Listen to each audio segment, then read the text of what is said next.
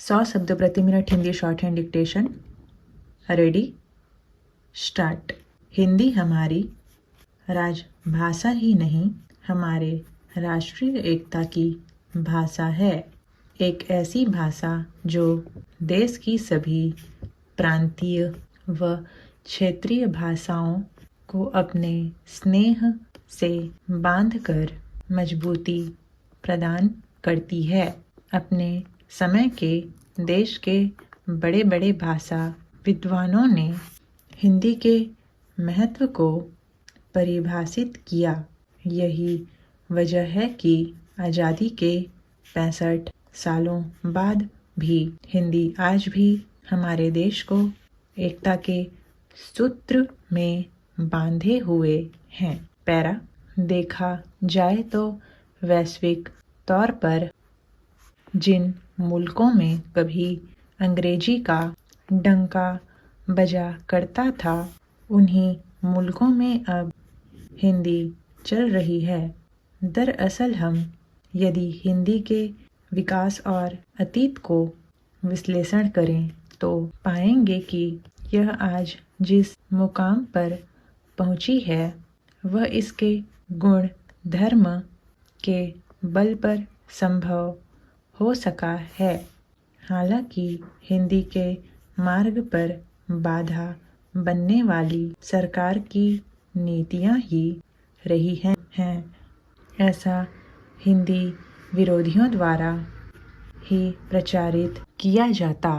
Para, महोदय, हमें इस तथ्य को स्वीकार करने से कतई कतराना नहीं चाहिए कि हिंदी का अतीत साधने में हिंदी के साहित्यकारों और विश्वविद्यालयीन शिक्षकों की भी अलग भूमिका रही है। गौरतलब यह है कि यूरोप में अनेक लोगों को हिंदी रोजगारमूलक अवसर सुलभ कराने का आधार भी बन रही है। स्पेन में आयोजित एक यूरोपीय हिंदी संगोष्ठी में भारत सहित 21 मुल्कों के 6 प्रतिष्ठित विद्वानों ने अपनी उपस्थिति दर्ज कराई और यूरोप में इसके प्रचार प्रसार के लिए अपने अपने अनुभव को साझा भी किया। हमारे पूर्वज जीवन काल में कठोर परिश्रम किया करते थे। इस कारण वे सदा हृष्ट पुष्ट और स्वस्थ रहते थे। लेकिन आज हमें विज्ञान के सहारे सुख सुविधा के इतने साधन जुटा लिए हैं कि कठोर परिश्रम करना केवल मशीनों का ही काम रह गया है। यही कारण है कि हम अपना स्वास्थ्य खोते जा रहे हैं।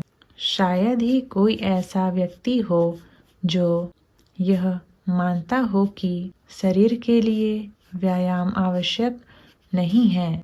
व्यायाम से होने वाले लाभों के विषय में लगभग सभी परिचित हैं।